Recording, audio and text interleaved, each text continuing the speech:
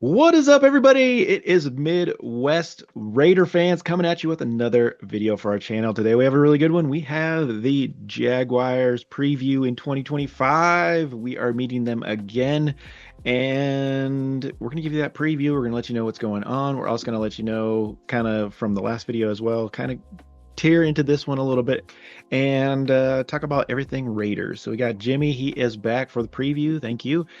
He kind of missed the rant. Well, he saw the rant. He watched my rant. He knew I was coming from a good place. And he shares some opinions, so we're going to start right into that today. But first, we're going to pay the bills and just say thank you guys for tuning in. Midwest Raider fans, please like, subscribe, share, all that good stuff. Hopefully you guys are enjoying our TikToks and our shorts that we're putting on, trying to stay humorous, trying to stay fun, because that's all we have as Raider fans right now, not playing good on the field. So please enjoy that. Like, subscribe, share, join us too, and so we can talk about the Raiders a little bit. All right, Jimmy. So we're going into the preview today. We had a bye week. We've had some time to reflect. We've had just some mental time for Raider fans to, have a couple bottles of Jack or whatever your pleasure is to chill out for the last week. And I've had some time to think as well, but I kind of want to just jump into that rant real quick. I had said that the Raiders don't really have an identity, and we haven't had an identity in a long time. We're always trying to take other people's identity, and that's not what, John Gruden was trying to create. That's not what Al Davis was trying to create. That's not what John Madden, or, you even go back to the, great coaches of the past, Flores and all those guys. So we still don't have an identity. I think the players aren't really in line with the coaching right now. They're not in line with ourselves. They're not showing what the Raiders are, that fearless team that, knocks teams around and, doesn't have second thoughts about it. So just to get to you, what do you think the current state of the Raiders is after the bye? Yep, no, I completely agree with your video, your rant there. The Raider, we don't have an identity. I mean, we tried the Raider Patriot way. Clearly, that didn't work. We fired guys. Other guys had to come in, interim there for a little bit. Now we're trying the Raider Seahawk way, and obviously that's not going very well either. I mean, I know we're going to talk about it, but now we got another Seahawk guy, Lockett. So again, we just don't have any identity on football. It's like we're not even getting to the basics. Like when Pete Carroll came out and said we didn't have a game plan or a strategy for the Chiefs. How do we not have that? We play the Chiefs twice a year, every year from 1960 whatever to today. I mean, we played them and we don't have anything. We don't have any identity on offense. Are we a passing team? Are we a running team? Because we don't pass the ball very well. And then clearly we're not running it with we went and got a number 1 draft pick, supposedly the best running back in the draft, and he ran the ball 4 times against the Chiefs. Don't get me wrong. The Chiefs, they're great on defense. They have a great line, but we got to be more balanced. I mean, like I said, I'll get into it, but we got to be more balanced, and we need to be the Raider way. I mean, big guys, mean guys. Like you said out there with Crosby, oh, great play. You just scrambled for 26 yards on this Pat Mahomes, on the helmet. That's not the Raider way. You can be friends after the fact, but it's game time. It's war. We're not friends. It's like you and me. If we get into a boxing match, ring, friendly fire. But granted, I want to win. I'm not going in there like, oh man, great jab. You jabbed me 75 times. I didn't block one of them, but hey, good job. I'm glad you beat the crap out of me. Yeah. So yeah, I mean, I don't know. Pete Carroll has done this many years. In the college, he won a national championship. He's won a Super Bowl. He's been to 2 Super Bowls. So I think he has it. So is the issue just going to be, and I'm throwing this back at you, is the issue Chip Kelly then? He's calling the plays. Is he not? Again, we talked about this last year, that we need to work with the ability of the guys we have on the team, not what I want to do, but we need to focus on what our guys can do. And I think that falls on Chip Kelly. I mean, a lot of it. And then along with Pete Carroll, because he's the head coach. He's the main decision maker there. Yeah. So, yeah, I no, totally agree. And like I said, that's for my answer on that question is, yeah, I kind of didn't say too much about it in the video because I was thinking about so many things when I was making that video, but absolutely, it falls on coaching, and I didn't, and I did hit Pete Carroll on that one. I'm like, you need to go to talk to all your coaches and be like, what the hell's going on? you're not making them accountable for what's going on. And it's absolutely Chip Kelly's fault for not putting a game plan together that involves everybody that you have on the field, no matter who didn't get to start that game or who was injured that game. You have to have backups plans for all the players. You know, if this goes wrong, this is what we're going to do. If this goes wrong, this is what we're going to do. You have to have those backup plans, and we didn't have any of that. It looked like we were totally defeated and we didn't know what the hell we were doing. So absolutely, it falls on coaching, falls on all of them. And I agree with that too. We don't know. The coaches don't know the players. They're not putting them in a position to win, succeed, thrive, whatever. They're not doing, and it's crazy that the fans, all the other, YouTubers out there are smarter than the coaches because we're all saying the same stuff. Use Geno, roll him out of the pocket, get him to be a little bit more mobile, do all these things that we're saying, and nothing's happening. And so, no, I agree with that, and I just don't think we're putting these players where we need them to succeed. So, absolutely. All right. So enough of the rants. We got that out of our system. Let's get into this preview and just kind of start out. I don't know if you have any stats, Jimmy, or anything that you want to put out here, but we do have to put it quick. The went a little long, but so if you have any like stats for the Jags or things like that, and then really quick, their whatever I wouldn't say keys yet, but just the top players that we're going to be looking at and any stats that you have, real quick. Yeah, so real quick, if you look on paper, we're not that far off. They do have a winning record. They're 4-3. It would have been nice us coming off the bye week, but they're also coming off a bye week, so they had just as much time to prepare for us as we did them. But on paper wise, they're not that much ahead of us. Just some real quick stuff here. Whoops. Obviously, they got Trevor Lawrence as their quarterback. He's thrown for 1,620 yards. Geno Smith's at 1,417 yards. So pretty close there. Running back ETN, he's at 514 yards this year. And Genty's got 445 yards. So we're very close. Receiving wise, they're big guys. Thomas Jr., he's got 365. Our guy currently leading is Trey Tucker with 389. And then when you flip it over to the defense, their lineman there, Armstead, he's got 3.5 sacks. Crosby's got 4. So on paper, we match up. I mean, this should be a good game, but I mean, out of all the games we've said, we match up on paper wise, but there's just going to be some key things that we're going to have to do, in order to, not only hopefully win, but just to compete. Like we've seen what they can do. Trevor Lawrence can go off at any time. ETN can have some big runs. So they can do some damage. They have playoff hopes. Obviously, I don't know if we're thinking playoffs. It'd take a miracle and a lot of help, but that's kind of some of their key players there. Obviously, a couple other things. They are stingy with the ball. They have 10 interceptions. Geno's thrown 10 interceptions. So, I mean, we got to hold on to the ball. We can't, give them turnovers and let them, score some easy points or anything like that. They had a 99-yard return against the Chiefs, so their defense is capable. Got a great run defense, so that's going to, affect Genty. But hopefully with Bowers being back, that'll kind of help. And then maybe even with Tyler Lockett, he has that rapport with Geno Smith. That could help. I'm indifferent about that, but I'll talk about that later. So I'll throw it back over to you. Didn't go too crazy on the stats this time because, we got to play football before we can really start breaking down. Yeah, like you said, we're close. So since you got to the stats, I just want to get into a couple key players that I'm a little worried about. Their big guy on the defense is Devin Lloyd, one of their, I believe, is a linebacker. So he's going to be all over the place and causing havoc. So we're going to have to, play around him.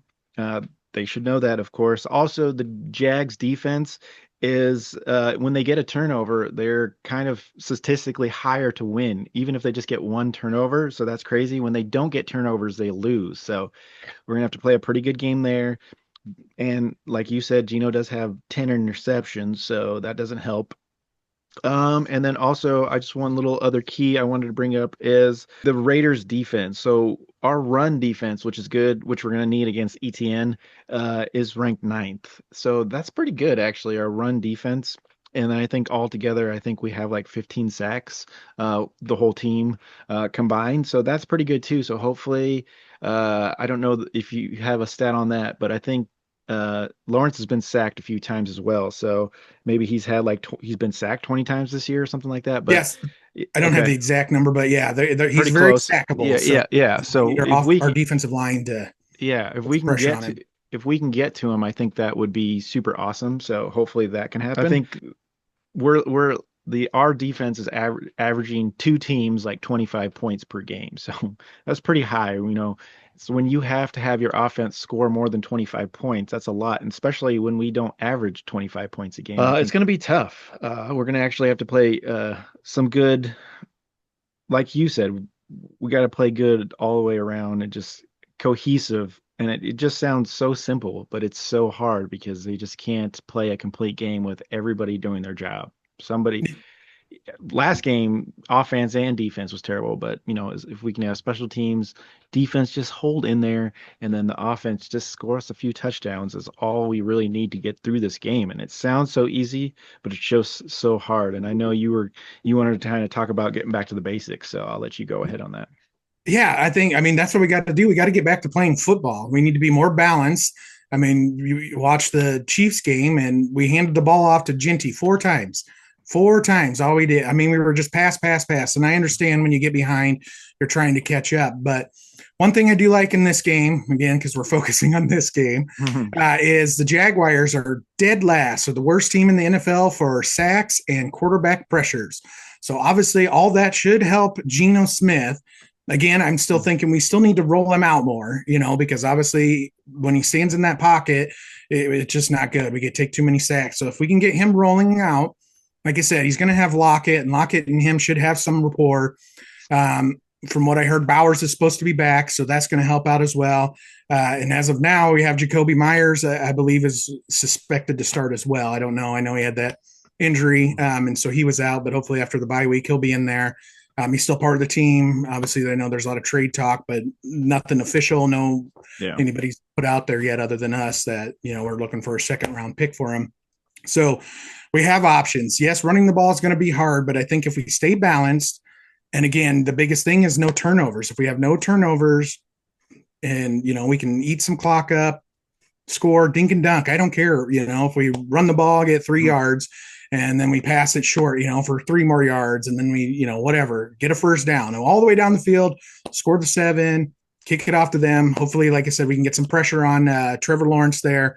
Maybe he can make some bad decisions there, you know, and our defense can come away with a nice interception, and then we have that short field and build some momentum.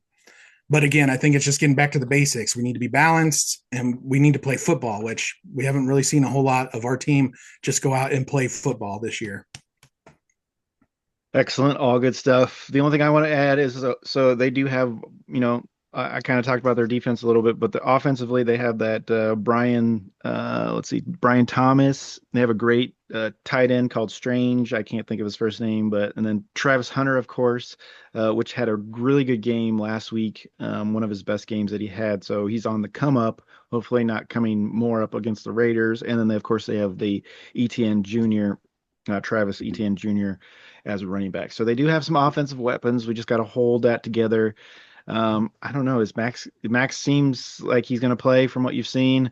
From what I've seen, he's going to play. Okay. I don't know if he'll be 100%, but we all know Max. He goes out and he just sucks it up and does what he does. Obviously, I don't want to see him get, you know, more injured or, you know, hurt himself even worse. But as far as I know, he's going to be out there. Obviously, he's a big part of that defense when he's on the field, and we kind of need him. So, all right. And then, have we heard anything about Lockett playing? Do you think he's going to play this week or? I haven't really heard anything. I haven't seen anything either. So, I mean, I know he's in the building and he's practicing, but again, it's football, like, right? Like, we're not doing anything that the other team hasn't seen before, you know, and he's a veteran, so he can run routes.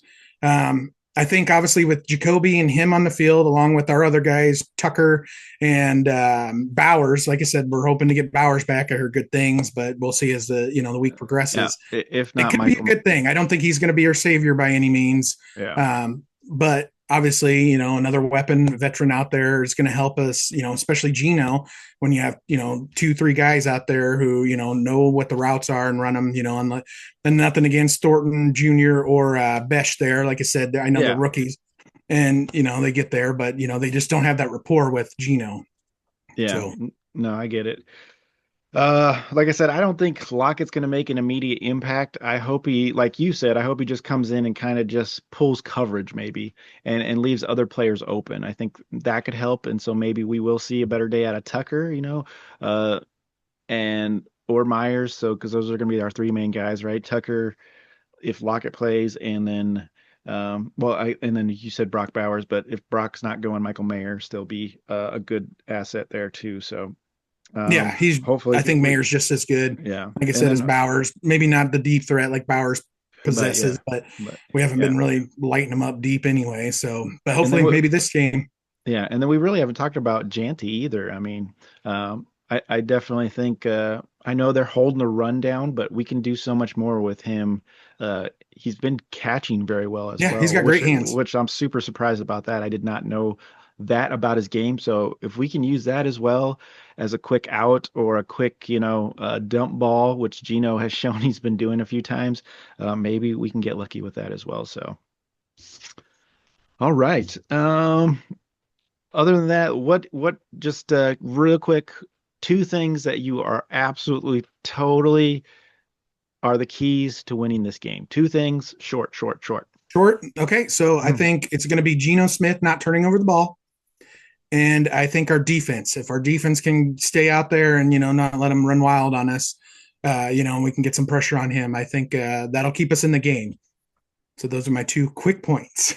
All right, my two quick points would be I'm taking your point that you said earlier is if the sack thing. I hope we can put some pressure since he's been sacked a lot. Um, and get some pressure on the quarterback because we've been a little bit light from our front four on that. So we can't give him time. He's a good quarterback. Lawrence is a good quarterback, and we can't give him time to throw. We have to get in there. My next point would be we have to use every weapon we have on our offense, and they have to just get them in the positions to win. Chip Kelly, come on. Get him in the position. We have to use Tucker. We have to use Meyer while he's still here. If Bowers is there, use Bowers. If not, use Myers. If we have Lockett in, use him. Use all these weapons that you have. It just makes sense that we should be doing okay or better than we are. And then to go with the offense there, the offensive line just needs to have a decent game against this team because I really think it is a winnable game. But for everybody else, they're saying the Raiders are totally done this year. So hopefully we'll see if the Raiders are totally done or if we can kind of, show some competitiveness in this game. That's all I want to see is the team competitive and not completely die out there like they did last week against the Chiefs. So Yeah, no, good points. Like I said, yeah, they're all again basically, yeah, doing what we have with the guys we have. That's what we need to focus on, not what you want it to be. We're not there yet. We need to focus on the weapons, that we have. And the basics with them, like you said, just being the base, do the basics with them. That's all you need. They're really good players. If you just do the basics, we could probably get a basic win. That's all I care.